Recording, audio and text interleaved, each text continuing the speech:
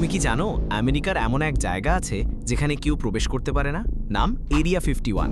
কিন্তু প্রশ্ন হচ্ছে, ওরা আসলে কি লুকিয়ে রেখেছে? নেভাদার মরুভূমির মধ্যে লুকানো বেসের চারপাশে এতটাই সিকিউরিটি যে কেউ 5 কিলোমিটার দূরে গেলেও ধরা পড়ে যায়। এখানে ফটোগ্রাফি নিষিদ্ধ, এমনকি ড্রোনও ওড়ানো যায় না।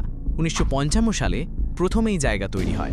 বলা হয় এখানে নতুন ধরনের ফাইটার জেট ও হাইটেক অস্ত্র পরীক্ষা করা হয়। কিন্তু গুজব বলে এখানে আছে ভিন গ্রহের প্রযুক্তি আর হয়তো এলিয়েনের দেহ। 1947 সালে রসওয়েল ক্র্যাশের পর থেকেই এরিয়া 51কে ঘিরে ষড়যন্ত্র থামেনি।